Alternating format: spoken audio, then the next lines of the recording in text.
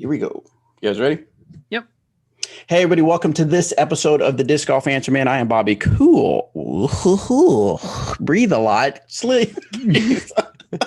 I just noticed this big breath on my microphone. I apologize to everybody watching and listening. You missed an opportunity to do Cool Daddy Slick Breathe.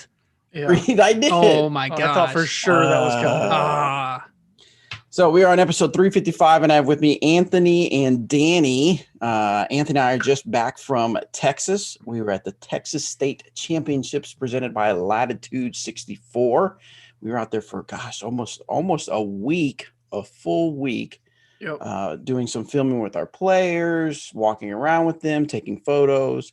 A lot of great content. We already have some content that we put out on Instagram, but make sure you're subscribed and follow us on Instagram and on YouTube. We have a dynamic duel coming out. We have that some fun.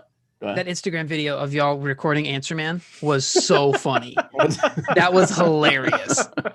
Oh my goodness. If you haven't seen that, you got to hear the timing of everything, but it's basically the struggles of setting up for Disc Golf Answer Man with all the touring players. Yeah. It was hilarious. Trying to get Eric to calm down and just took a little bit. So yeah, so we the audio version is out of an episode that we did with the guys. We ended up doing with Jonathan Nicholson, Eric Oakley, and Chris Clemens. Zach Melton hadn't quite got to Texas yet when we were set up to record.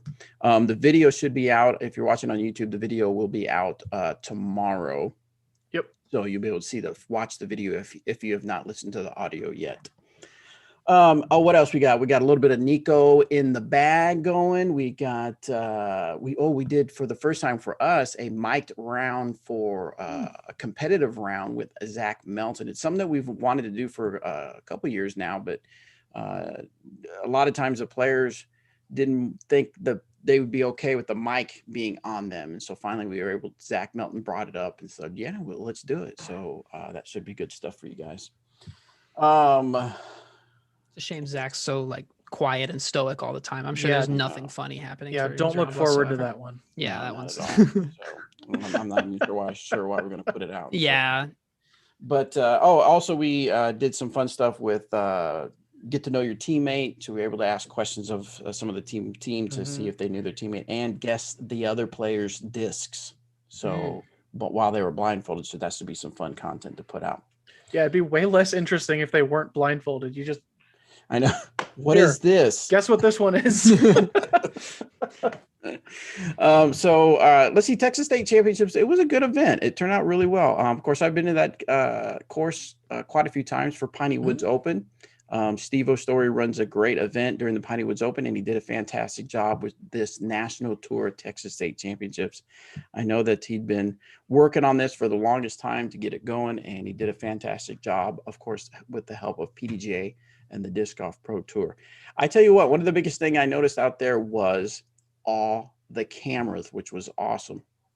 At one point, I believe I counted one card had 7 people that were working with the film crew. They had a catch cam, a throw cam, 2 beauty cams, 2 photographers, and then a person. Is that 7? Did I count up to 7? Then they had a person that was kind of coordinating everything as far as what was going on. And he was probably carrying extra batteries and water and stuff like that. That's 7 people. Yeah.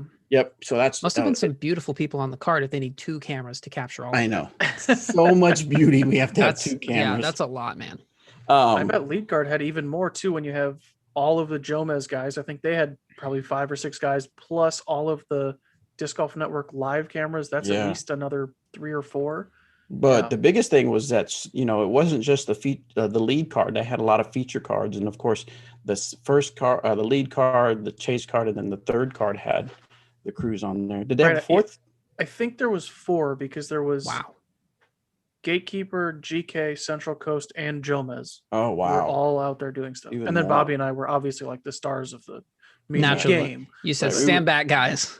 Yeah, we got this. You guys need how many people? There's just 2 of us. Check this out. Yeah, we were there for ABC, CBS, and NBC Sports. So, just waiting on their reply emails is really all. I'm sure that guy's going to probably lift the restraining order. Thank you.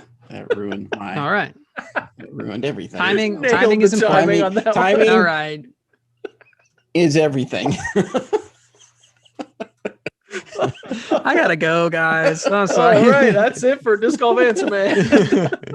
Oh gosh. Okay, so back to the show. So Texas State was really good. Now, as far as play, of course, we followed our players, and the course seemed to play really well. You know, as usual, people were upset about some of the trees that were out there, but that's just what the wooded course is. For the most part, though, people were saying that it was a very fair course, that there were the lines were there. You just had to make sure you hit them. You know, only a few times I saw some really pretty shots where it looked like a branch that you just couldn't see happened to grab the disc or something like that. Of course, the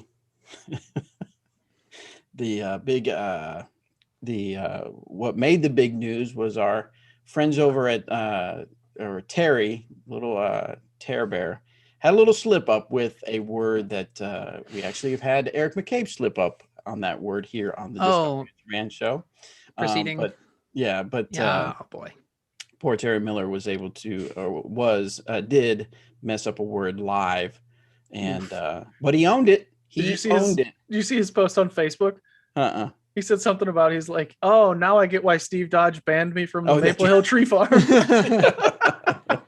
If you're not sure what we're talking about, you can check out the quickest way to find it is PDJ Rodman's Instagram. Not safe for work audio, by the way. Correct. Do not play it at work, for sure. But so that you wait, can I play it? No, not right now. Yes. No, dang it. Once we go off live, you can play it as many times as you want. But I'm still at work. I'm just asking my boss first. Well, as long as you're not offended, you're fine. But if you are, then make sure you report yourself straight to HR. Check with Tracer. Yeah, make sure she's all right with it too, because look, you have people to respect. But anyway, so that became kind of the news of that day and the rest of the tournament, which was funny. But anyway, he's handled it well. Yes, he's handled it very well. Anything else you noticed while we were out there, Anthony? No, sort of like you said, I heard the very common sentiment about the course was like, it's good, but it's like a couple small changes away from being excellent. I would anticipate that the ones that I heard people complain about the most are holes 5, holes 14, and then 11 a little bit. 5 is a really tough shot. It's a super tight gap where you have to it's like a putter turnover that kind of has to pan out, and the gap it's almost like the shot is a straight tunnel at like 30 degrees from where the tee pad is. So you have to throw it to hit the initial gap and then instantly be moving right, but not curving to the right, like flying straight to the right. So it's a weird shot. Yeah, it's super touchy. There were people that got 2s on it, but very common to see 3s, 4s, 5s, and higher. Hole 11 is that little sidearm where it's kind of like a 90-degree turn. It's kind of like throw a sidearm straight, hit the ground, and hopefully you just skip far enough right to have a putt. I heard people complain about that one because it's not really like a shot that you can control. It's kind of like throw it and hope you get a good skip. And I kind of understand that. And then 14 is that weird U-shaped hole where it's like you have to saw off a sidearm and then saw off another sidearm almost. Or go over the top. Or people tried over the top. I didn't see it work for anyone. I mean, I thought they said for round 1 it worked for Nico. Did he get it? I believe so. Round 1. Now round 2, I think round 2, round 3 didn't, but round 1 I believe it did very well. I think it used to be like the shot, but then the trees grew up some and some of the branches kind of covered the gap a little bit. But yeah. I mean, and still, if you trust your scramble game, it's going to be the same score as going up the gut. Right. Yeah. On that one, they've moved the basket back a little bit, which I've heard makes the over the top route not as worth it because it's so hard to get it to the basket. You're still basically just getting a 3 most of the time. But you get to throw a lot funner of a shot to do it. Right. Yeah. You got to throw way harder. And that was great. Yeah. I heard a story about a player. I won't say who it was. They threw the over the top line. So at Lindsay Park, there's 3 courses. There's Dogwood, which was the one that the open divisions played. There's Cedar and there's Hickory. Those are the other 2 courses. And a certain player in the MPO field tried to go up and over the top and landed on a different course. Oh. Threw almost the exact same shot again and saved 3. Played to a different course, still got the birdie on one of the hardest holes on the course. So there you go. I bet you it went backwards into that green on the red course. Yeah, he was in whatever that one is. It's just like he was in a field of another course's fairway, and then just threw straight up and over again. I mean, that's the play, easy three. That's almost like throwing a backhand skip shot off the tee the wrong direction. Like just turn around, throw the other way. Yep. What a cool hole. Yeah. Bananas for sure. So yeah, so Texas State's was awesome. Now, of course, we are in Emporia for quite some time now because we are preparing for the Dynamic Discs Open that is about less than a month away. And Doug has already sent out information to some of the people that are registered. And also he's going to be updating pretty soon. I haven't seen any updates, but there's going to be some updates to COVID-19 restrictions as far as in Emporia. But what we do know, the events that are happening is the Luck of the Draw doubles at Peter Pan is for sure happening, which is great. This is your chance to buy tickets to partner with either Nico LaCastro or Chris Clemens at Peter Pan Park. Now you can partner with them for one hole at a time.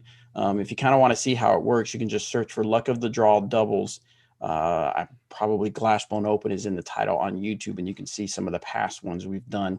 We did one at Junior Worlds too, which was a lot of fun with the kids. Yes. So that was cool. And then another event that we know is happening for sure is the Emporia State University Disc Golf Club presents the Disc Golf Experience at Welch Stadium. So basically, you're going to be able to play 9 holes of stadium disc golf at the ESU Stadium. That'll be a pretty cool experience for a lot of people. And then the Dynamic Discs Open Swedish Bonfire Mini Disc Golf Glow Round hosted by DG Nomad. He'll be hosting an 18-hole Glow Mini Disc Golf event during the Swedish Bonfire. So that one's an event that has happened for quite a few years in the past, but it's really cool that it's able to happen again. So, and that does mean, of course, during the Swedish Bonfire means we will be having the Swedish Bonfire. So it seems like a lot of the events that are taking place outside where social distancing is, where you can do more social distancing rather than being inside are still going to happen. I can't give any official word on the block party other than I know that a message has been put out looking for vendors for the block party within the town of Emporia. So I know we're going to have some sort of block party, probably not going to be quite as big as years past, but for this year, it'll be a little bit of something. So anyway, for the official word, if you are registered for the Dynamic Discs Open, Doug, be sure to look for your email because Doug will be sending out emails about that. And stay tuned at dynamicdiscsopen.com. Go to the event schedule to make sure that you see the links where you can register for these events, like the Luck of the Draw and the Disc Golf Experience at Welch Stadium. So squad, let's do a little squad talk, Anthony. Yeah, so when Robert started this a little bit over a year ago, I think, his goal was to have the first person. I think from now on we should reference Robert as him who we don't talk about anymore. Yeah, that guy. Him who we don't name anymore. Do you guys remember him? Yeah. When he did this, right. His goal was to have the first person hit Ranger about, at the time, we were still calling it GBO, about GBO 2021. And as of last week, we missed that mark by about a month. Mason Maxwell is our squad member for this week. He was the first person to hit Ranger tier just a little bit ago, about a week. So yeah, huge congratulations to him. That is, as of right now, that's the highest tier in the squad. We can add tiers to it in the future if we need. But right now that he's the first person to reach kind of that pinnacle of the squad. So super cool for him. And does he get a peer sound effect? Does he get sound effects for that? He can get as many sound effects as he wants. Air horn. Yeah. All right, yeah. This is Rocket League. Wait, what? Is it? Hang on. I gotta go, guys. All right, cool. Well, congratulations to Mason for that, for sure. Big time. So what happens now? Is he basically move out to Emporia and get a house and everything? Yeah. That's the reward. That's what it is. Yeah, and it's not. That's not even a first person to hit Ranger tier. That's just anybody that hits Ranger. Jeremy Rusko will buy you a house in Emporia. Eventually, Jeremy will own the entire town, and he will be the king. So, disclaimer: this is completely false. None of this is true. Yeah, big audio asterisk there. Right. Yeah. All right, let's get to the questions, guys. Remember, as always, you can go to discgolfanswerman.com, submit your disc golf questions. We will get them on the air. We have quite a few on Google. SpeakPipe. Oh see if yeah. I can cue that up and see if When we got when I was running the Speak Pipe questions last time, we got the ad with the British lady for the other service again. Yeah, that's because it wasn't deleted from last time. I didn't realize. I didn't listen to him ahead of time. So yeah, that's awesome. All right, we got a couple from Speak Pipe, so we'll get to that one. All right, first question comes from Jonathan. Courses in national parks. Hey, I was listening to the podcast episode 351, and Danny said that if you threw a disc over the Grand Canyon, it would eventually fade. This got me thinking, have y'all ever thought about making a course in any national parks? Because I would think a Grand Canyon course would make an amazing course and maybe major if you made a champion level course. Just wanted to hear what y'all thought and if y'all have ever heard or have ever thought about national parks like that. Thanks for taking my question and keep it real. I would imagine there's a lot of red tape if you're going to do it. It's something like that. A lot of hoops to jump through, but I imagine it would be amazing to have. I mean, yeah, it'd be sick. Yeah, that'd be sick to have something like that. But can you imagine trying to do a disc golf tournament during peak time of people visiting the national parks? Yeah, that would be, ooh, wow. There but is no, I one. think it'd be amazing. There is one up at Melbourne, is part of Eisenhower State Park, and there's a course there. Oh yeah. Not quite the same thing as a national park, but yeah, there is one. It's like 20 minutes out of town. All right, Nathaniel wants to know about elbow pain with forehands. I don't throw forehands. Huh? I only have 2. This guy's got 4. You trying to call him out or something?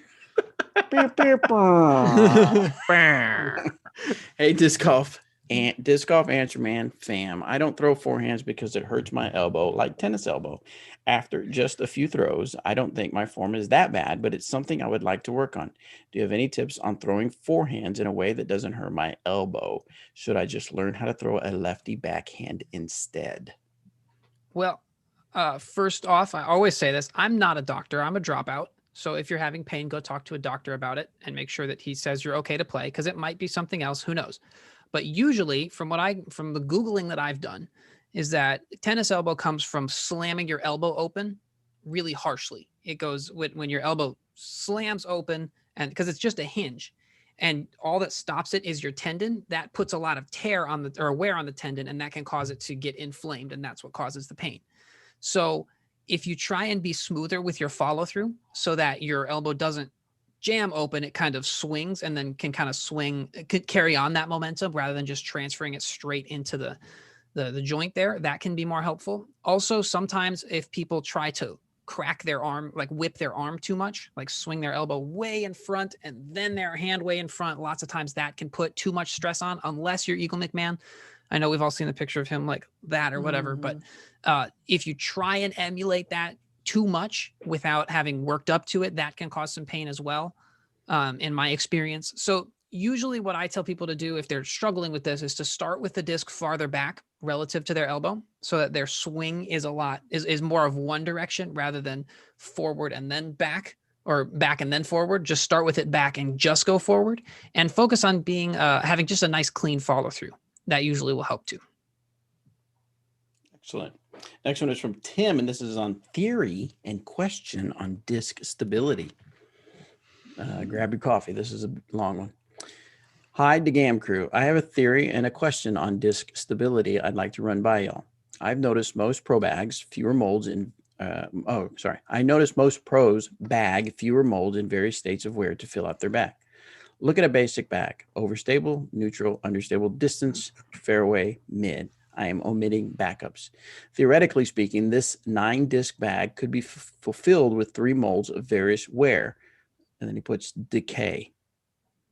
Being a commoner, I find it difficult to get a new disc broke in, let alone change its characteristics without buying new plastic. Buying base plastic. My way of thinking is if I need an understable disc, I'll get an understable disc instead of breaking in an overstable disc. Then I will use it until it no longer fits the application. Here's the question. Is there a difference between, say, an overstable driver that has been abused and turned flippy and a driver that was flippy from the get-go? I know it's probably more about familiarity with your kit, but I'm curious if beat-up discs fly better than new discs in different molds. Thanks for reading this and keep on keeping on. What do you think, Anthony? I don't think you can say that one is definitively better than the other, right? He asked if a beat up disc flies better than a new one. I don't think I think that's going to be personal preference. Like I know Emac likes to have newer putters. He likes to have that fresh feel. He doesn't like it to be all chewed up. So for him, that's better. But for me, I like having one that I've used for a long time and I know and I'm comfortable with. So yeah. I think yeah, familiarity plays a lot into it. right. And he kind of answered his own question. So I'm trying to think of a way to answer it without that, and I'm struggling to do so. I think that's by far the biggest difference. Is like you just know if I beat up an evader, I know it's going to hyzer flip and go straight. Whereas if it's the first time you've picked up a Maverick, you might think, okay, well, I know it's supposed to flip up, but I don't know how much. I don't know how hard to throw it. So yeah, I think you could get a similar flight out of a new Maverick and a beat up evader. But if you beat that evader up, you're going to be more comfortable with it. Just because you've thrown it more. Right. I think the reason that pros tend to have fewer molds and just duplicates of them is because they play so much. They play so much disc golf every day. So they can beat in a disc relatively quickly. Whereas if you go out once every other week, you're probably not going to beat a disc in fast enough to make it worth trying to cycle discs before you lose them or anything like that. So if you don't play a lot, then you probably shouldn't be trying to cycle discs. You should just have, like you're talking about, an overstable, a straight and understable mold. But if you do beat up discs enough to cycle them, by the time the disc is beat in, you'll have thrown it enough, you'll be familiar with it, and you'll know better what it flies like as opposed to something new off the shelf. Yep. This is an interesting one. We'll try to tackle it. This is from Bailey. This is on tournament registration. Every year for several years, 1 billion people, literally 1 billion, people sign up for GBO. Now DDO. Obviously, there's not enough room. Everyone who wants in. I just do not hear a lot of complaining about this. Well, you're not on social media then. When we open registration. For example, no sellouts in 2 minutes with websites crashing. Can you please describe in detail how DD handles registration for DDO and share this good news with the world so everyone else can stop clowning around and solve what should be a pretty small problem? For what it's worth, I don't even really play tournaments. I'm just tired of the whining. Can you please help everyone else? And sorry if I misunderstood and giving too much credit. Rest in peace, Robert. Rest in peace, Guy. Him who we do not name anymore. Yeah, he's dead now. Actually, I'm just, is he on? I wonder if he's on YouTube watching. I just want to get his reaction. Unfortunately, I don't get to see his face reactions when I pick on him. It probably looks something like this. Wait, yeah, hang on. There you go. As far as detailed, as far as the details, I mean, we'd have to ask Doug as far as super specific details. I know that we have learned from the past that we do a tiered registration based on division. And we do just disc golf scene. Yeah, and we use disc golf scene, who seems to handle the traffic, but the tiered registration has really helped. But there was a time, I mean, a few years ago, 4 or 5 years ago, I remember me and Doug would go live and we would have registration open up and we would literally watch as, 10 people, 20 people, 30 people, 40. I mean, it would just jump up and then we'd see stuff on social media. People, I'm trying to register. I can't get registered.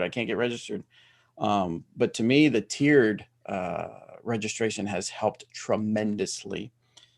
So if that's something that needs to be implemented, I think most top events are doing that. So everything else, I don't know, I don't know if it's truly necessary for, B tiers and little A tier. I say little A tiers, but A tiers. Yeah, smaller A tiers. So I mean, with the explosion in growth that we've seen and how hard it is to play tournaments these days, maybe it is.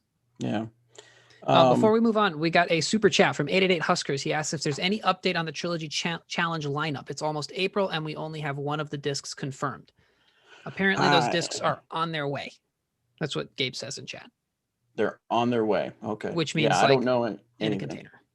The website's not updated. That's not for a lack of trying to get things worked out. I know you're probably tired of hearing it, but we're just trying to make sure that we have enough of the basic stuff, enough stuff here to fulfill. But I know it's something that Clay is working on, as he mentioned it in some other conversation we had about Trilogy Challenge. So it's coming up for sure. I had to walk around the warehouse the other day for, I don't remember what, but I saw we just got restocked on Lucid Raiders. So you can expect to start seeing those around in the shop. So it's coming. It's just slow. Slow.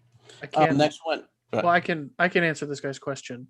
So the lineup will be a putter from DD, Latitude, or Westside. Dude, you're giving way too much away. The No mid way. range will be from there it a is. second of the 3 company, and then I'm the gonna have to bleep your driver next one. No. There's a driver this time? will be from the 3rd company. Dang it. So there you go. Super different from last year. All our secrets.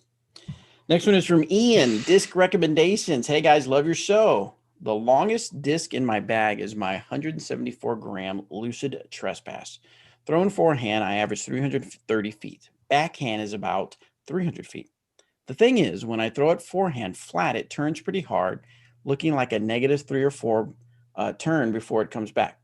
I need to put significant hyzer on it to flip it and carry the most distance. 7 years ago, a guy gave me a Nuke OS that I could launch on an S turn for 360 to 380 feet. Of course, I lost it to a very tall tree. I was younger and stronger, but I know my form has improved a lot since then. I'm looking for an overstable driver I can launch on an anhyzer and know it will fade back to get past those trees on hole 2 again.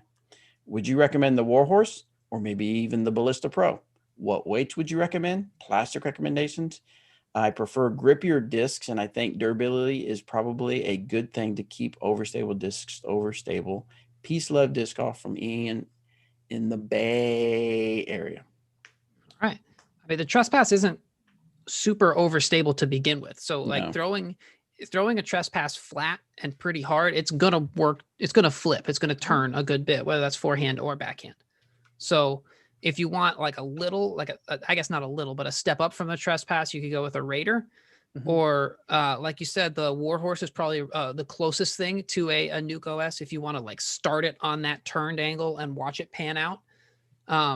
I think the most overstable plastic is going to be the VIP plastic, and that's usually pretty grippy. Like it's like our opaque plastic, but it's honestly it's pretty grippy for being. If it's grippier than it looks, that's for sure. And I know a lot of people really like Chris Clemens likes hammering on that one for his forehands. Another disc that a lot of people like is a Defender. I know Clemens and Melton both throw the Defender on their big sidearm bombs. So if you can find a Domi Defender, that'd be a good one too. Not quite as overstable, but still a bomber. We should have a music intro for our compare disc tool, so when we bring that up. Oh yeah. So yeah, if you go to dynamicdiscs.com and up in the upper left on desktop, or if you go to the menu on mobile, you'll see a compare disc button. Click on that tool, and I literally plugged in Nuke OS, and the number 1 hit best result is the Stiletto. Yep, that's a really good one too. Yeah, if you want something a little faster, the Ballista Pro, which was mentioned, and then if you want something just a tad bit understable, then the Defender, as Danny mentioned. And then if you want something a little slower, the Enforcer is also something you might want to check out. So go check out Compare Discs, and you can plug in, not from every manufacturer, but the majority of the manufacturers, and find out what you can throw. I will say the Ballista Pro will be a little bit less overstable than everything else mentioned. It will also go farther than everything else that we've mentioned. Yeah. The Enforcer, Defender, Warhorse, stuff like that. Ballista Pros go super far. And a lot of our pros throw them. Because they go so far. Yes. All right. Ross wants to know about shrugging. Please help me with my form. I'm a new player, started in late September 2020, and I've been struggling with my backhand form. By taping myself, I noticed that I am shrugging my right shoulder when I start to pull the disc through.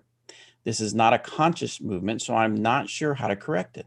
I have some torn cartilage in that shoulder that I rehabbed without surgery years ago. Could that have something to do with it?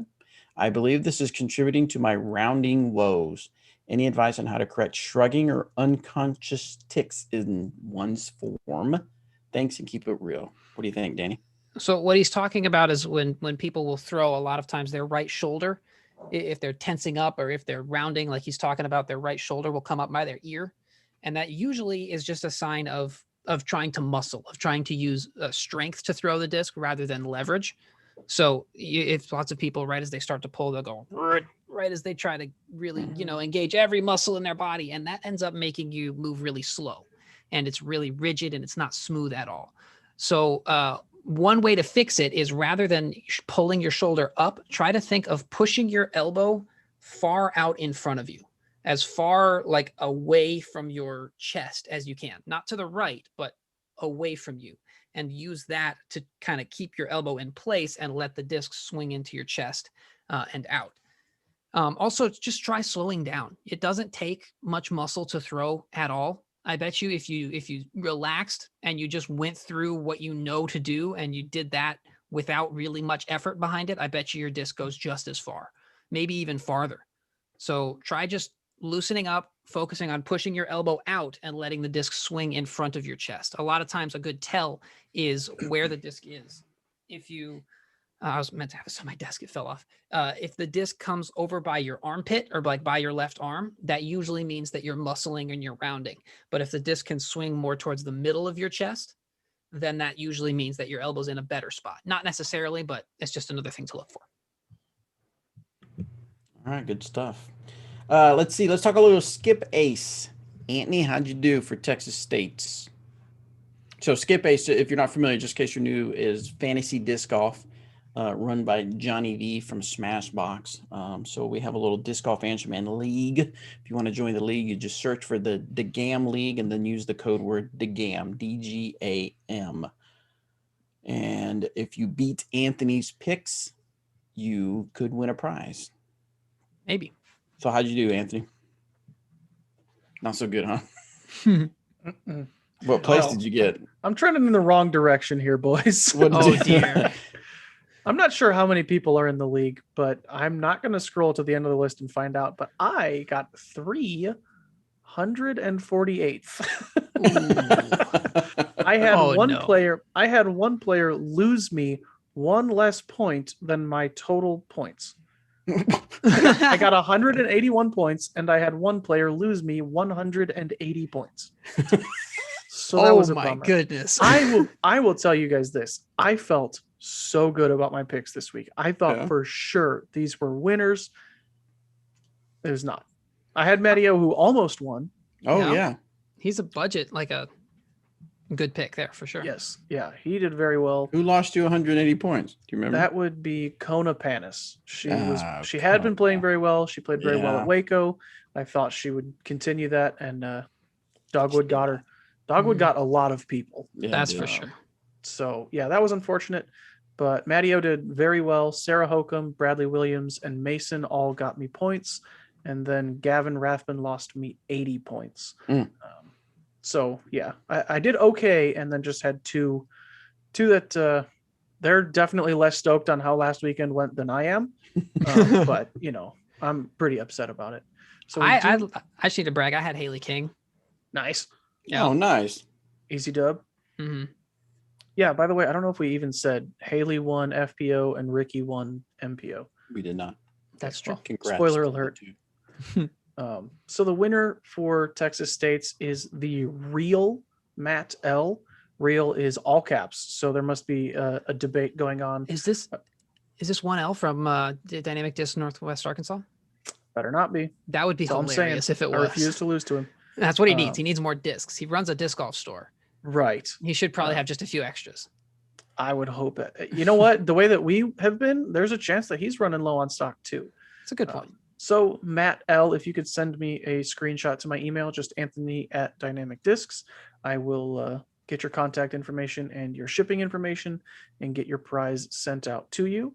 If you are hearing about this whole thing for the first time, at the end of the year, there's going to be an overall winner, $50 gift card to dynamicdiscs.com for first place overall.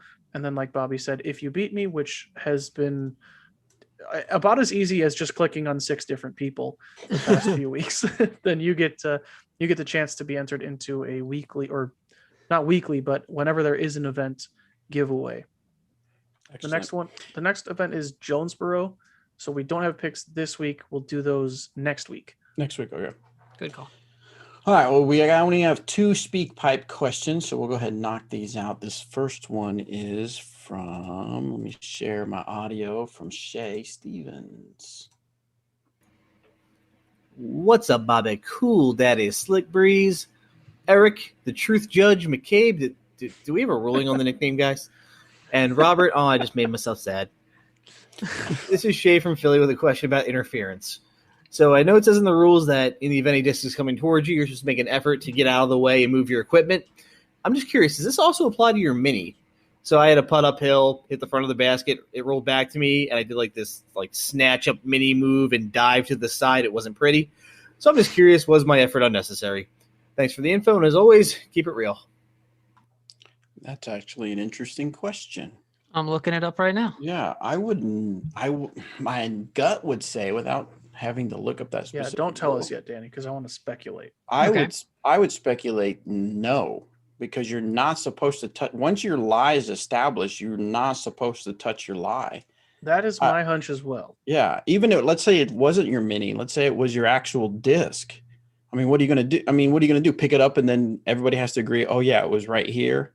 It was exactly right here. So I would speculate that no, you just kind of have to for the lack of a better term, I guess, is once you've established a lie, it's part of play. It becomes part of the course, just like anything else that is.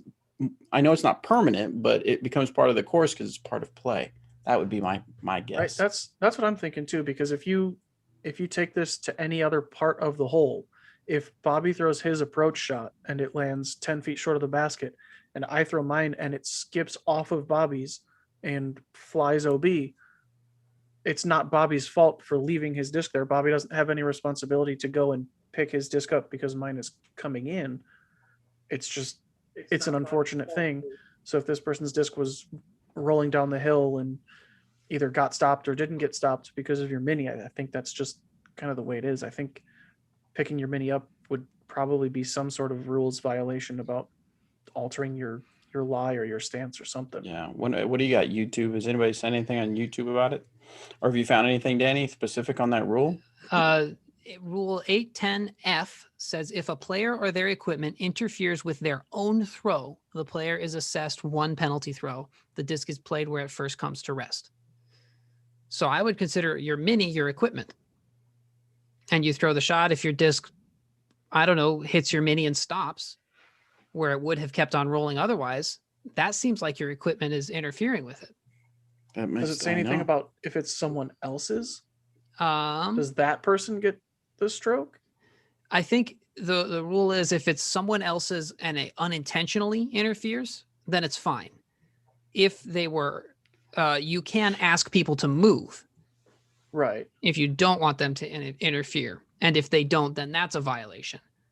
But it looks like if they didn't mean to, basically, if you didn't ask them to move and it hits somebody else's or their stuff, then you just play it where it lies. Whoops. That's the way I read it. You might be right. I have definitely messed this up in a tournament then. Why? Why? I forget what it was, some tournament up at Milo a few years ago. And I threw my drive, pinched off in the rough, and just had a little sidearm pitch out around a tree. And I knew that the rest of my card was up there because we were looking for my disc. And so I said, hey guys, I'm coming in. They said, you're good.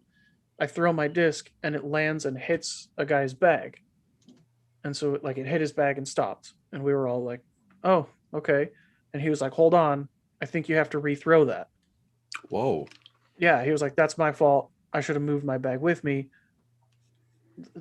My disc would have kept going a little bit farther, but it wasn't make or break the shot.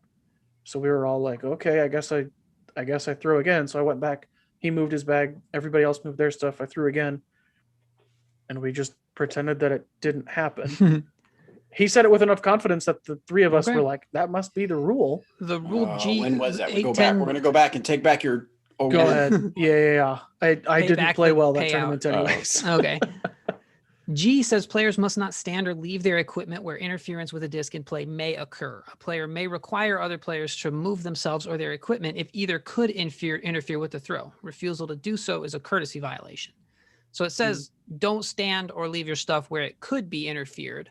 It could be a source of interference, but it doesn't have a penalty for doing it unless the person asks you to move. So it seems like if it hits somebody else's stuff, it's as long as you didn't ask them to move and they refused, it's fine. You just play it where it lies. Right. But what do you do? Okay. So, I mean, you're not ever going to say, hey, I think I think my disc might roll over your mini, so I think you need to move your mini. I mean, what are you going to do? This was, as I understand, Shay threw a putt and his disc rolled back over his own mini. Yeah. What does it say in the question, Bobby? Does it say? I thought it was It's a someone speak else's pipe. disc. It's a speak pipe. Can you play it again? Play or it is again. Okay, here we go. Here we go. Wow, we are dissecting this one. We are getting to the bottom of this one. We are disc golf answering this one like crazy. Ruling on the nickname, guys. And Robert, whatever. This is Shay from Philly with a question about interference. So I know it says in the rules that in the event a disc is coming towards you, you're supposed to make an effort to get out of the way and move your equipment. I'm just curious, does this also apply to your mini? So I had a putt uphill, hit the front of the basket, it rolled back to me, and I did like this snatch up mini move and dive to the side. It wasn't pretty. Then yeah, that changes because if it's his putt, that's no longer your lie. Right. If it was someone else's, then that could complicate things. If a thrown disc is intentionally altered, then the intentionally alters given a position at the point of contact as agreed by the group. The thrower may choose to play from the resulting lie or to abandon the throw without penalty. So if somebody sees your disc flying at them and smacks it down, right, you can either rethrow without penalty or play from where the contact was made. Okay, Shay is in the chat. He says, Shay here, it would have rolled over my mini, but I snatched it up. So you're fine, yeah. I would think he's fine if it's his own, yeah. But if your mini... Go ahead. Go ahead. No, if your mini altered the shot... Go ahead. Wait, what? If your mini altered the shot, then that is a penalty. But if it didn't because you picked it up, you're fine.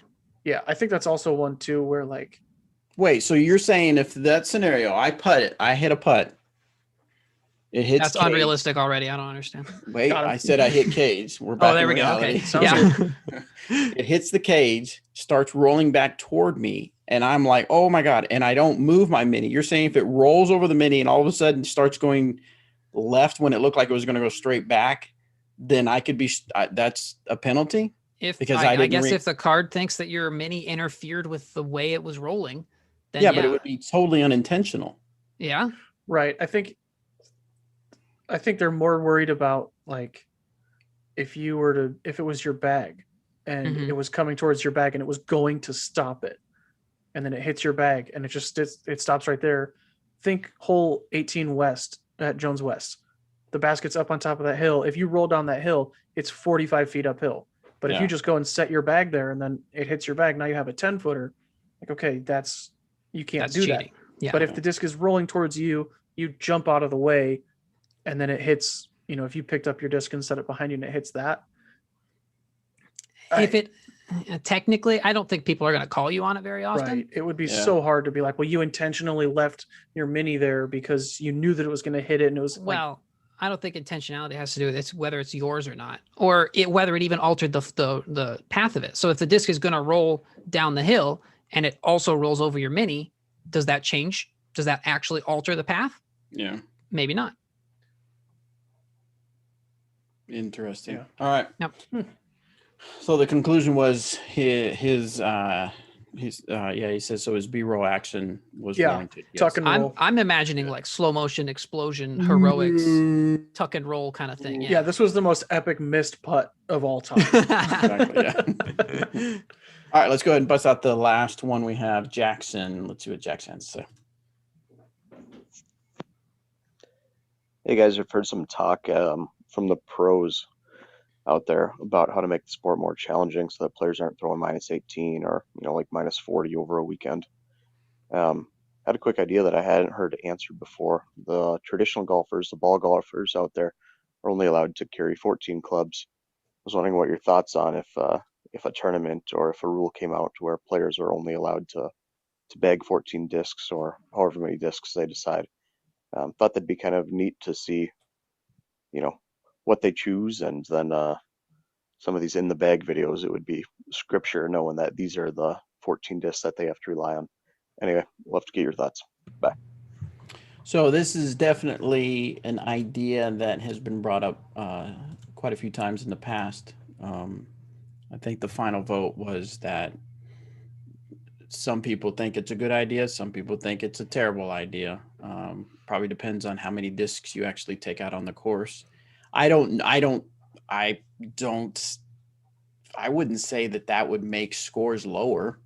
Yeah. Because you have less discs, because you can only carry 14 instead of 23. Yeah. The top players are good enough. Yeah, they're good enough. They're going to make a disc do what they want to do. Because I was even looking, like I even made a remark about some of our players, because I was, I like to get pictures of the bags that they're carrying with them while they're out playing on the course. And it makes me notice things. And like they shove 4 or 5 discs. They have a Ranger bag and they have 4 or 5 discs on the top. The top part of it. AJ Risley's bag. I don't even want to think about it. It's a workout. Yeah. So, and I know they don't throw every single disc every single round. It's just I'm sure it's to them. They've got to have that backup just in case. And just in case they're feeling that one shot, because they're in that one spot, they feel that one particular disc is going to get the job done. So I don't, unless you guys, I don't know if you guys disagree or not. I don't think it would make a difference in scores that we see if they're only limited to certain. Now, if they're limited to 1 disc, then yeah, I would see difference in scores, but not a normal thinking of how many discs you would have. Yeah, if it's a reasonable amount of discs, if it's 20 discs or 25 discs or something, like that's about the range that most players carry already. And then you're just going to see, instead of somebody bringing 2 justices with them, they're just going to bring 1. Or instead of, I need 3 overstable felons because it's a little bit windy, maybe I'll bring 1 or 2. I don't see any harm with letting players carry as many discs as they want, because especially right now, no caddies are allowed. So they're the one that has to carry it. It's only affecting them. We get this question somewhat regularly. We haven't in a minute, but we got it a while ago.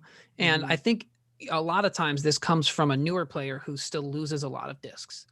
I don't mean to make any assumptions about the person who asked this question, but in general, newer players tend to lose more discs.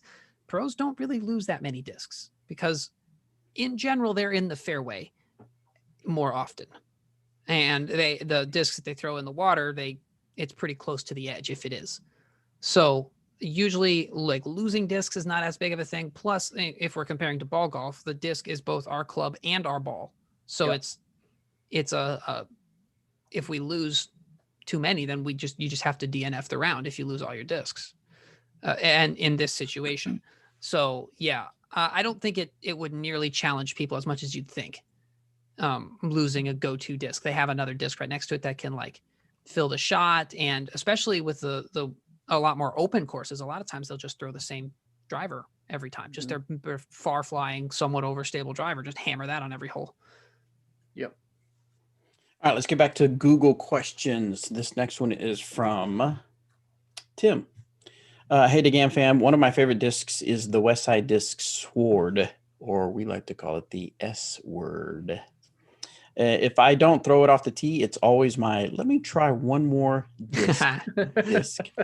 Is there a sword equivalent in the L64? Why did I read it like it is? The Latitude 64 and the DD lineup.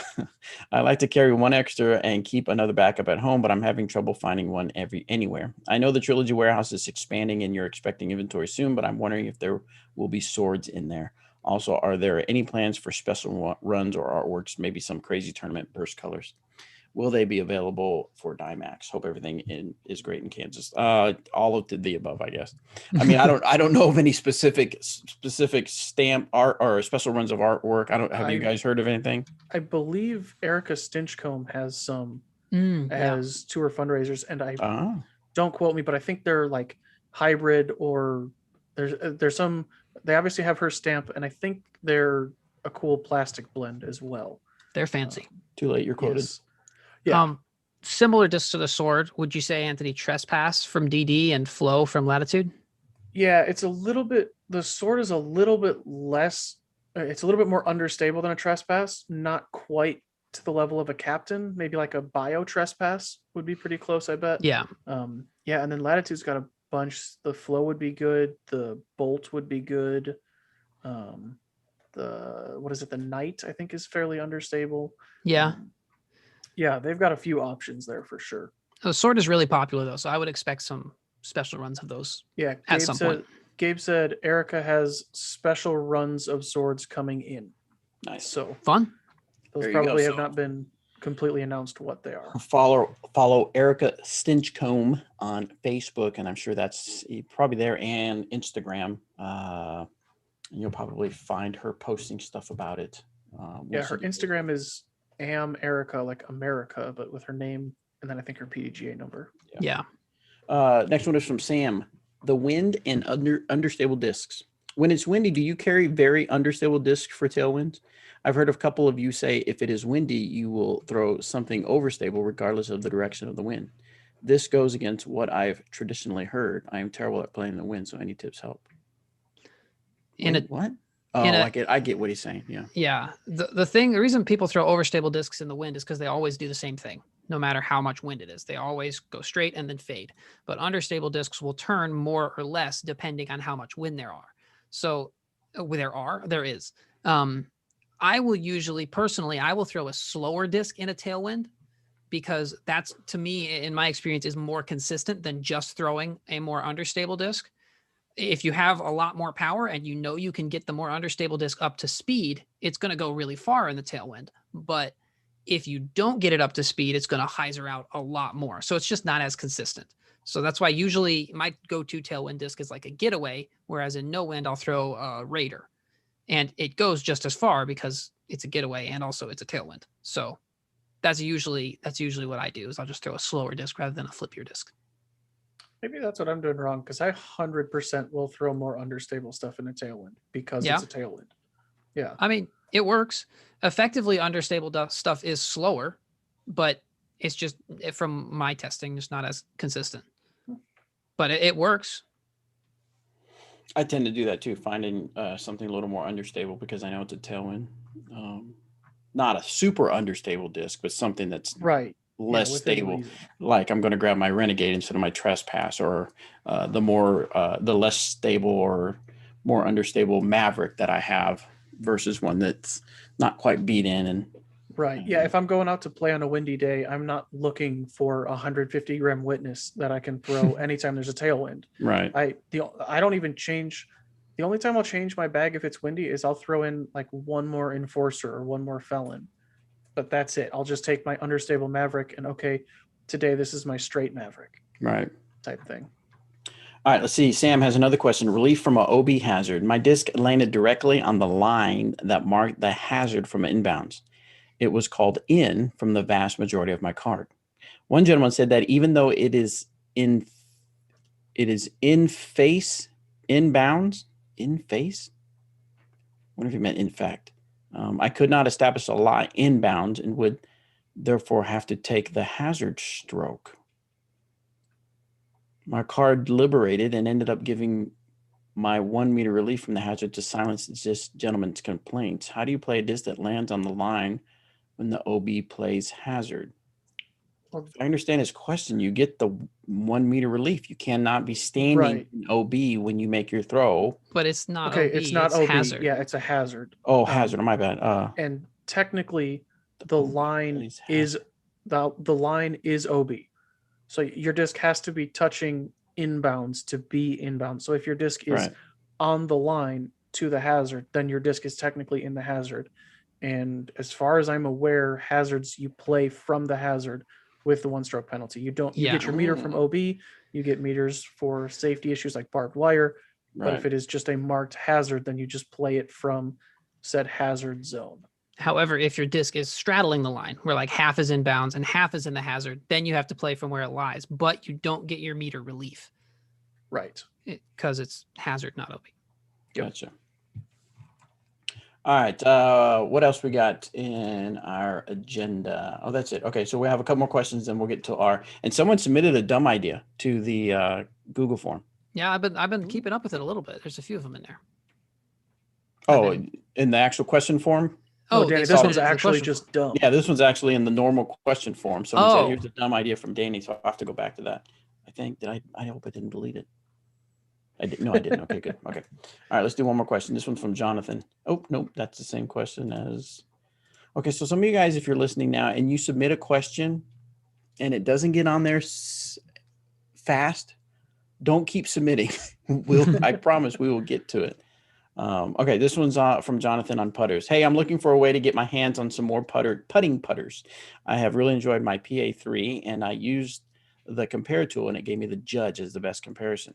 I think the Judge is a little deep for my hands. I've been looking out for the EMAC Judge because I like the micro bead of my PA3, and was wondering if there is anything else you would suggest. The EMAC Judge. Oh, right. Yeah, the EMAC Judge is a good one. And the other disc that came to mind would be the Maiden. The Judge by EMAC. Yes, the Eric McKay Judge. No, I'm sorry. The Maiden has a shape similar to the Judge, where it is fairly rounded and it has a bead along the bottom. It's just a noticeably smaller rim and a little bit shallower as well. I think the PA3 is pretty straight, and so the Maiden's super straight. There, Danny, for the video people, is that an EMAC Judge? Yes. Okay, yeah, Danny's got an EMAC Judge. And yeah, so the maiden is going to be a little bit straighter than your Judge and have that shallower feel, but still have the beaded profile if that's what you're looking for. All right, good stuff. There you go. All right, guys, that's what we have for the questions for the Disc Golf Answer Man. Thank you for submitting those. We are out of SpeakPipe. This is where you get to send in a voicemail question to us, and we will have it played on the air.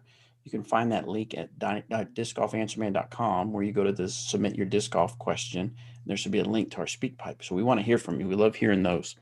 Zach Melton had an idea. Oddly enough, it was actually a pretty good idea. No way. Yes. So I don't believe it. And we'd actually kind of talked about it, having someone, an audience member, call in. So we're going to try to implement that. Now that we're not traveling for a while, we'll have time to kind of implement that. So, but he thought about having like an actual live call-in show or a portion of it where people can call a number and they can actually ask their question live. So we're going to give out Zach Melton's phone number. Get ready. Yeah. So so we have to look into that. My only caution with that is that, we definitely would want to screen people's questions. And so that would mean someone would have to screen it, only because, no Jenny offense from England. Yeah. Somebody trying to spam us with trying to get us to use their service. We don't want anybody calling in and spamming us. So anyway, all right, let's move on to the DUMB, the dumb ideas. All right. From Danny. So did you want me to just go ahead and read this one and just see what it is? I haven't really read the whole thing. Viewer submitted ones? This particular one's a viewer submitted one. Or do you want to screen it first? I usually like to screen them, but if you want to read it, we can just go for it. Okay, here we go. This one's from Tim. Hi, Danny, huge fan and student of your form videos for years now. I've been sitting on this one for a while, and I think it may change the face of disc golf forever. Do we need to explain dumb ideas? You think people understand? They probably understand. We can, yeah. Dumb ideas are ideas that are not good. There you go. So all right. And usually what I do is simple. I pitch the idea to whoever else is on the show, and we kind of work out why it's a bad idea or why it's a good idea. I don't know. It's kind of like Shark Tank, but if Shark Tank was really dumb. Dumb, yes. Yep. All right. So he's going to change the face of disc golf forever. I'm from the Appalachian. Why did he put Atchin? Anyway, mountains. And one of my least favorite vibes on the course is the rollaway putt. I don't know how often this happens in the mountains of Emporia. Let me tell you, there's some big mountains. Mm-hmm. But trust me, it's a bad time. It's a bad time. The idea. You take a regular putter, then you make it square. That's right. Square putters. Think of how many chains one of these corners could catch to. Plus, if you give it the big doink, it won't roll away. At first, I thought, what about a hexagon? Then I noticed if you squint really hard, it still looks like a circle. No good. Then I thought, what about a triangle? But I realized that was just plain goofy. Then I had looked in the mirror and it hit me. Square. Square putters are the future to GAM crew. Hope you can all benefit from my research. Thank you for attending my DUMB talk. You said his name is Tim? Yeah. How much do you want to bet Tim was putting away dishes? And he had like a square dish in his hand when he thought, he's like, oh, there we go. There's an idea. I was thinking, just think of the deal we could make. You know, we used to have Marvel, Discraft has Star Wars, and we could do square pants. We could have SpongeBob square putters. Yeah, there you go. I mean, the problem if you add corners in is like eventually it's going to beat in, and then it's just going to be a round disc because the corners will get slowly chewed off. It'll turn into like a hexagon first. Right. Is that a hexagon? I don't know. It'll as the edges get. And if you squint at a hexagon, it looks like a circle. There we go. How much are we squinting? Are we talking about? Just close your eyes and imagine a circle. There you go. I would be a little scared because, okay, so when I was in Florida at the beginning of the year, for the first time, I got smacked in the head by a disc. That hurt. I can't imagine if it was the corner. It would literally have been stuck in my in my head. Oh my goodness. Yeah, there's definitely a danger element here. What if we just like to help with the wearing down? What if they were like putter plastic for most of it, and then the corners were just premium plastic to really preserve those? There you go. Yeah. And more danger, but like also more excitement. Right. I'm on board with this. I'm down with square putters. And why does it have to just be putters? Make it drivers too. You've ever seen a drive like go into the ground and like roll away from the basket? I would throw a square, Justice. Is this a new line of discs, or are we just coming out with like a felon squared? Or we just take a bandsaw to the discs that we have. Yeah, put the little 2 on the end. Yeah. Just take a bandsaw and just go frink with all the discs, and you're fine.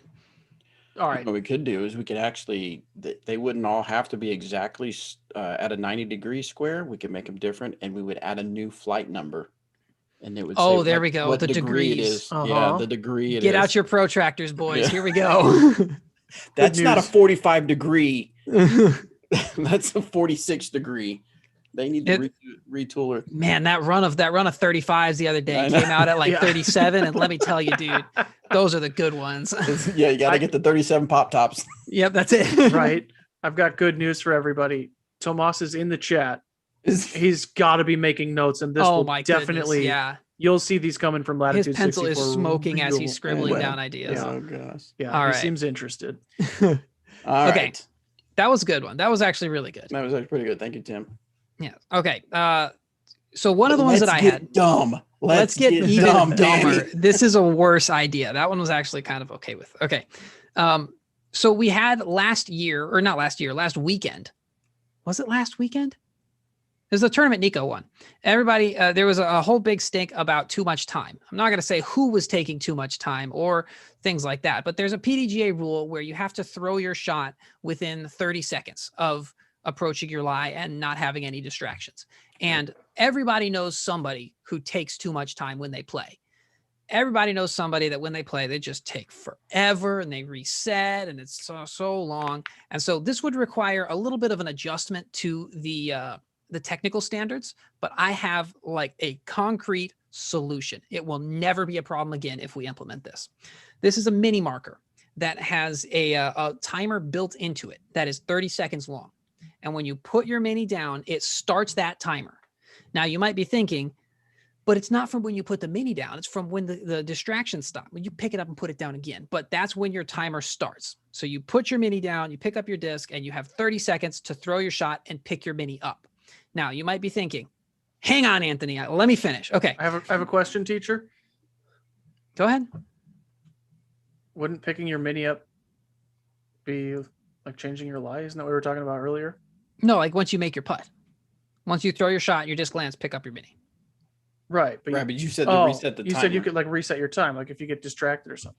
No, that's fine. That was actually talked about in the thing. You can move your mini and the group consensus on where it was. But if you get a distraction, if you get distracted or there's a clear distraction, you'll pick up your mini and the group will be like, okay, you put it down again and restart. Technicalities. Okay. Anyway, so this has a 30-second timer. No, that's actually in the rules. I literally just read it. Mini up. Yeah, if your mini is moved, whether by you intentionally, unintentionally, whatever, group consensus on where it was. Oh, I'm never. I was rolling too. I was rolling. Sorry, too. I was trying to be quiet. Sorry. Go ahead. Okay. You might be thinking, okay, 30-second timer. What happens when the timer ends? This is the genius part. Okay, you don't have to worry about anybody else calling people. You don't have to worry about anybody else seeing anything.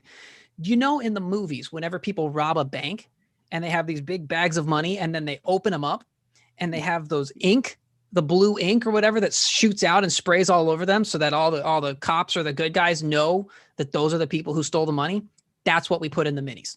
So as soon as somebody takes over 30 seconds, bam, they have blue paint all over them and everybody knows right away. The TD doesn't even have to like, you just watch the people walk out of the course, walk off the course, and you see that guy's got blue shoes, that guy's got blue shoes, that guy's got blue shoes. You know, those are the people who are taking too much time. I don't see a downside. I'm interested. I don't think that the paint is the best way to do this. Yeah. I think we just put little mini flashbangs and just, you know what? Look, if you take 30 seconds, you're now blind and deaf for the next couple minutes. That's honestly, and then you don't even have to assess the penalty because then that's enough of a handicap. Good luck into the next T-pad, buddy. I like it. You have to have somebody. You're going to take another 30 seconds and it's just going to start cycling because that thing's going off in your bag. You're in trouble. I mean, yeah, isn't there like an explosive or something that they put in those to propel the paint out? We might have to rework that. We don't want people having explosives in their bag. Well, right. And down to the last second and you're like, and you go and then it blows up in your face. Oh, should have put it quicker. Should have put it quicker. Yeah, look, 30 seconds is 30 seconds. Yeah. You can make it 35 if you want it to have wiggle room. If you were within the 30 seconds, then the putter would be out of your hand and the explosion would just be unfortunate. One of the downsides I thought of still be pretty. Yeah. One of the downsides I thought of is your disc has to technically come to rest before you can pick your mini up. So if you hit the cage and it rolls and it's rolling like way down a hill, you better hope that it falls over and comes to rest before 30 seconds because otherwise you're gonna be blue. That's all stuff that can be worked out logistically. Like that's a good point. Tell once the disc leaves your hand, if it's at 29.9 seconds, then you're fine. I'd be too tempted to just hold it and have the timer go off and throw it right at Eric Oakley when he's wearing one of his white shorts, just the right time. So poof, right there. That sounds super worth one stroke to me. Would people wear like a badge of honor? Like it would be cool to have like the blue like splatter thing on your clothes. No. Or what if you got splattered at one tournament and then you played the next day? Right. How do they know that it would have to be like water soluble where it comes out right away? Yeah. This is an actual good idea. I just convinced myself of that. I thought it was dumb when I wrote it down, but now I'm like sold. I am not. You're not? Why not? No. What's wrong with this idea? I don't say it stops people from taking. Don't even talk to me player? Don't even talk to me about safety because I've got waterproof shoes on. Paint's not doing anything. I bet Bobby is a slow player. If you oppose this, you are breaking the rules every time you play disc golf. Second.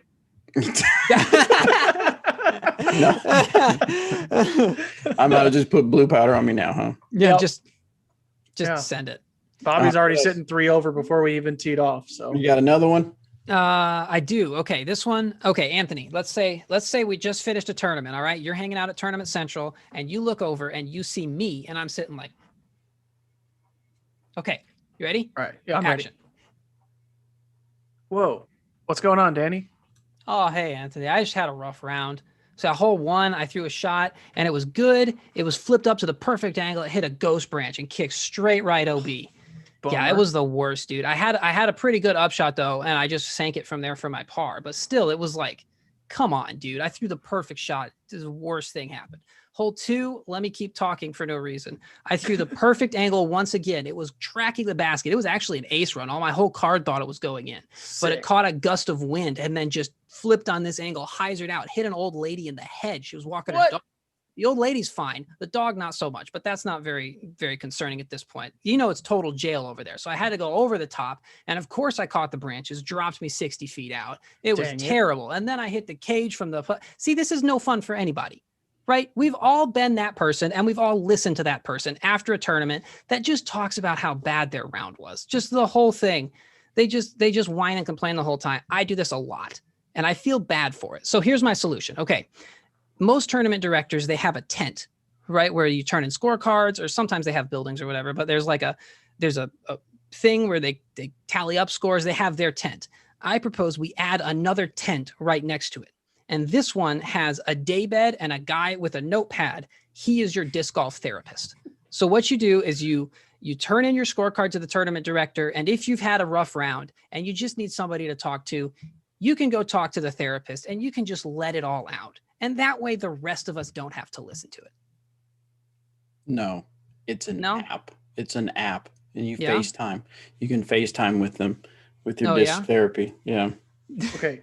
Doesn't need to be in person. There's something about a No, personal connection. just, right. But I mean, they have it now where you have telehealth where you can FaceTime with the I think this could be an in-person thing. Seth Muncie still goes out to events. He could very easily just be like, no, I hey, know, this I know. is how it you could- warm up. it could, but man, the way to grow a business is with I forgot the word. What's the main word? Distribution and growth. That's a You good got to point. growth. So you've got to be able to expand. So to me, you build an app. I mean, yeah, and the person who's listening can have like 4 of them up at once. It doesn't even matter as long as he's writing on his notepad. Going, yep. Oh man, that was All right. That's all, because that's all you have to do when somebody's venting. Or to you. it could be just an app that has pre-recorded. Oh man, that's actually a better idea. Pat, Just a this quick- guy, a recording of a guy going, wow, yeah, that sucks. That's bummer, dude. And then imagine how good it'll plenty of feel. holes left. Yeah, plenty of golf left, dude. It's the last round, guy. Man, that sucks. No, that's right. I was like, okay, we're getting to a question I had. What is the legality of either like having a person posted up on hole 10's tee pad and just like halfway through the round, you're allowed to just chill, spend 29 or 30 seconds getting some therapy in? Or like if it's an app, are you allowed to just pull this out during the round? I mean, as long as it's not distracting or it's not your turn to throw, you can do whatever you want to. Yeah. And sold. I like the idea of having it halfway through the round too. Like, what is it, hole 4 at Blue Ribbon Pines? That's just like a 444-foot tunnel shot. You need one on that hole alone. Oh yeah, he's got to be halfway down the fairway at that point. Imagine just the atmosphere of a tournament being so much lighter, just because everyone's gotten it all off their chest. That guy's probably really depressed though, but like everyone else is just. But I don't know. It's a sacrifice somebody has to make. One guy being sad, 130 people being sad. At least he got paid for it. Clip this, send this to Doug. I say we implement it for the DDO at all of the amateur courses. Put it in Pros, the they app. can suck it up. Yeah. Maybe we just have us record some videos. Yes, in the DDO put app. in the app. You got this. Right. I like Keep it up. That tree really did just grab that. That branch just reached out from nowhere. Just from nowhere. It's the perfect line too, dude. Man, I know like that shot. I like the plenty of golf left if we only push that out like halfway through the final round. Right. Yep. Plenty of golf left, man. Bro, I'm on 17. What do you mean? I'm 37 away from cash, man. Oh, someone golf posted that on Facebook. Who posted that on Facebook? A question. How many holes do you have to have left, or what is the least amount of holes to have left where you can actually tell somebody plenty of golf left? 9. 9? I think it depends on the scores. Yeah. If you're Right, if you're well, one but- back and you like, I mean, it's hole 18, but if you're 10 back, then it's probably second round. Right, but I'm not on hole 17 of the last day. If you're one stroke back, you have the opportunity to win, but I'm not going to go, dude. There's plenty of golf left. There isn't. It's like, dude, you have 2 holes left. You better do something. I don't imagine you're a very good caddy. No, I'm not. You better do something, guy. Yeah, do Come on. something. Do Stop, something. like I wasn't trying that before. Well, no. Just do it better. Okay. All right, so fact, Bobby's not in on the virtual disc golf therapist. All right. It was hole 1 at I think it was round 1, hole 1. I think Kevin Jones, and he got an eagle on hole 1 at Texas State's. I think he got an eagle, and he It was like, a birdie. was it a birdie? Okay, It's a and par 3, yeah. he was all happy, and he said, because it was a nice putt, he was like, "Did I just win the tournament?" I said, let's yeah, you did. Let's just all clock out and go home now. Yeah, we're Yeah. done. Yeah, You we're birdied done. that hole. Sounds So- good. All right, guys. Well, thank you for sticking with us on YouTube and on audio for our dumb ideas. We'll be back next week with more dumb ideas. Given COVID-19 restrictions, I just got a text. Someone said, "Are you live?" Tomas says, best suggestion my ever, grandson. Danny. Just listening to some people around their rounds makes me want to call my therapist. And like I don't mean to, like, if you've ever told me about your bad round, like, I don't mean to hate on you for that, because I've definitely done that too. Like, it's just human nature, but I'm saying we can lighten the whole atmosphere around a tournament. I like it. It's 3. All right, guys. Well, we're done. We'll see you on the next episode of the Disc Golf Answer Man.